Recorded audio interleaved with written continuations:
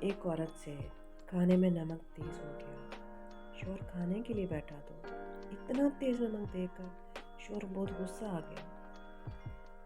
غریب آدمی تھا، 6 ماہ بعد مرغی کا گوشت لایا تھا۔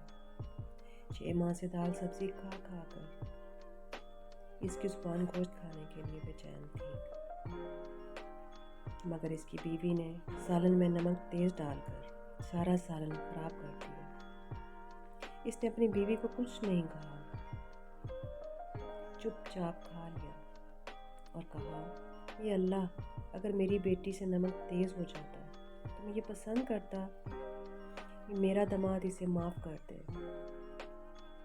میرے جگر کے ٹکڑے کو کچھ مت کہے، میری بیوی بھی تو کسی کے جگر کا ٹکڑا ہے، کسی کی بیٹی ہے اور سب سے بڑھ کر تیری بندی ہے۔ اے اللہ، میں اسے رضا کے لیے معاف کرتا ہوں۔ کچھ عرصے بعد اس کا انتقال ہو گیا تو ایک اللہ والے نے اسے خواب میں دیکھا۔